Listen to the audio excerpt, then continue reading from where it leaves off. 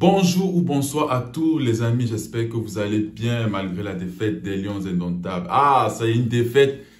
Il y a beaucoup de regrets les amis, il y a beaucoup de regrets. On ne va jamais cesser de le répéter. Le haut niveau se joue sur les détails les amis. Hier dans le live, on l'a encore dit.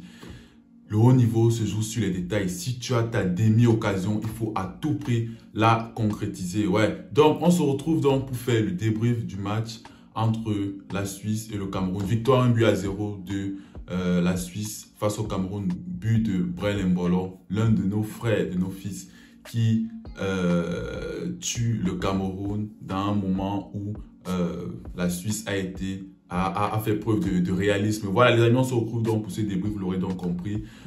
C'est facile, hein? Premier mi-temps où le Cameroun a les occasions franches pour plier le match. On l'a dit lors de cette compétition. Dès que tu as ton occasion, ta demi-occasion, il faut la mettre au fond. Dominer n'est pas gagné. Donc, premier mi-temps du Cameroun. Et à deuxième mi-temps, on ne va pas dire totalement de la Suisse. Certes, ils ont eu des occasions, mais sur cette demi-occasion, Brel Mbolo met au fond. Et c'est là que toute la différence se fait. La différence d'expérience et la demi-occasion. Voilà, tu mets au fond et tu plies le match. Et voilà, le match est plié. Et là, la Suisse, ils attendent derrière. Ils essayent de procéder encore pour mettre le 2-0. Voilà, donc on se retrouve donc pour faire ce débrief, les amis. Premier mi-temps, vous l'avez vu, hein, tout le monde l'a vu. Le Cameroun peut avoir tous les regrets du monde parce qu'en premier mi-temps, on a eu les occasions les plus franches. Voilà. Les 15 premières minutes, on était un peu attentiste. On est resté dans notre camp en essayant de mieux défendre et de lancer des contres. Ça s'est vu comme ça avec cette passe en profondeur de Martin Ongla, si je ne me trompe pas, qui lance Bryan Mbeumo et qui va frapper. Et là, ça revient sur Karl Toko Ekambi qui peut et qui doit normalement la mettre au fond. Ça, le détail, on l'a défini pendant le live. Le détail, c'est ta demi-occasion. C'est ce petit truc que tu auras qui peut faire basculer le match. Et là, normalement, Karl Toko Ekambi doit la mettre au fond. Je pense que c'est à la 10e minute, si je ne me trompe pas. Il ne la met pas au fond. Et après, on a cette occasion de Choupo-Moting. Je pense que c'est à la 13e ou à la 15e minute où un défenseur suisse fait une mauvaise passe. Choupo récupère le ballon et il va directement dans la profondeur. Akandi qui revient, qui le gêne. Mais je pense que Choupo, ce contrôle du gauche qu'il fait, il doit plutôt contrôler du droit dans l'axe et il va écraser sa frappe. Certes, il a une charge d'Akandi dans le dos, mais il va écraser sa frappe. Et je pense que pour moi, c'est là le tournant du match. Parce que si tu la mets au fond, le match, la physionomie du match change. Là, on sera avec une Suisse qui sera obligée de tout faire pour égaliser. Et là, c'est le meilleur scénario parce qu'avec Mbeumo, Karl Toko Ekambi et Ongla aussi qui se projette deux fois rapidement. Là, c'est le meilleur scénario qu'on pouvait avoir. Mais non, on ne va pas concrétiser nos occasions en première mi-temps. Voilà.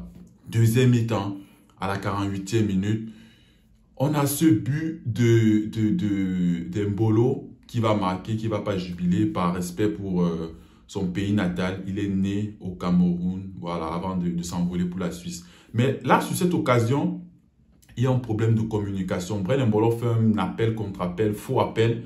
Mais c'est là, le problème c'est que si on joue avec un Ungwet qui normalement joue comme un, on va dire quoi, un défenseur central, hein, tu dois être au niveau de cette ligne de passe pour couper cette ligne de passe parce que le ballon vient en retrait. Nicolas Nkoulou est battu. Mais là, Ungwet, tu dois être dans cette zone de passe là. Voilà, ça fait 1-0. Et la Suisse, hein, ça se joue à l'expérience. Le demi-détail, voilà, le demi-détail. Cette occasion, il la met au fond. Et là, la physionomie du match change. Mentalement, ça change. Le Cameroun va essayer de pousser en deuxième mi-temps avec ces remplacements qu'on fait. Mais là aussi, est-ce que tu fais sortir quand même Choupo-Moting qui est le meilleur atout offensif? On l'a vu quand Aboubakar est entré, les gars. Je n'ai pas vu Aboubakar.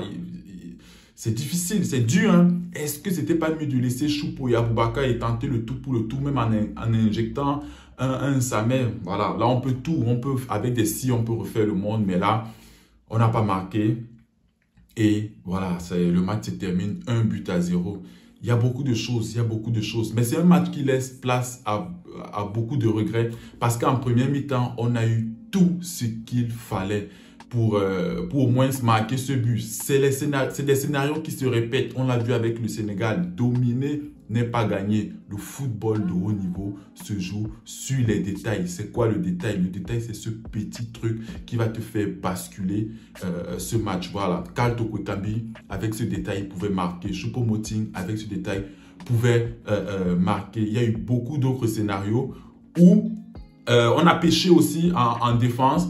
On pense comme ça à nous, Toro qui perd le ballon dans l'axe et ce détail, ça peut faire en sorte qu'on encaisse. On passe à Castelletto qui perd le ballon, quelques pertes de balles en premier mi-temps. Le détail, ça peut faire en sorte que la rencontre bascule, mais on a été dans le match en premier mi-temps. On a eu les occasions les plus franches, Si on marque, c'est un autre match, on ne le fait pas. Voilà, ça fait 1-0 pour la Suisse. On peut dire tout ce qu'on veut. Là, c'est compliqué parce que le premier match, il fallait absolument ne pas perdre ce premier match. C'est le match qu'il fallait gagner. Le premier match d'une compétition, c'est le match le plus compliqué. Après, ça sera la Serbie. Après, ça sera le Brésil. Ça devient compliqué, sincèrement compliqué. Voilà. C'est pas impossible, mais ça devient très compliqué. Voilà. Je pourrais pas faire les tops et les flops. Sincèrement, il y a eu de bonnes choses, de moins bonnes. On nous maintient dans le match. On a vu certaines séquences de combinaisons Mbeumo, Choupo qui se trouvaient bien.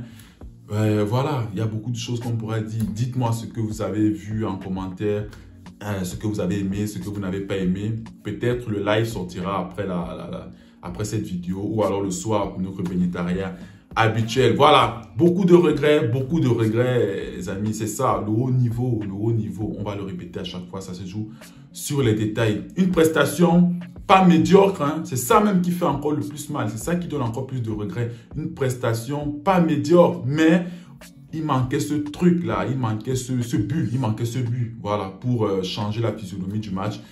Et la Suisse a marqué à la 48e minute. Ils auraient pu plier le match de la même façon encore, du même côté, pas sans retrait. Mais Onana nous a maintenus dans le match. Ils auraient pu plier le match. Parce qu'à 1-0, là, c'est bon, ils attendent derrière et ils jouent en contre. On a essayé de pousser. Et on n'a pas pu égaliser. Voilà. Donc, dites-moi, les amis, ce que vous avez aimé, ce que vous n'avez pas aimé. Et on se retrouve pour notre live, peut-être le soir ou après. D'ici là, prenez soin de vous. Ciao.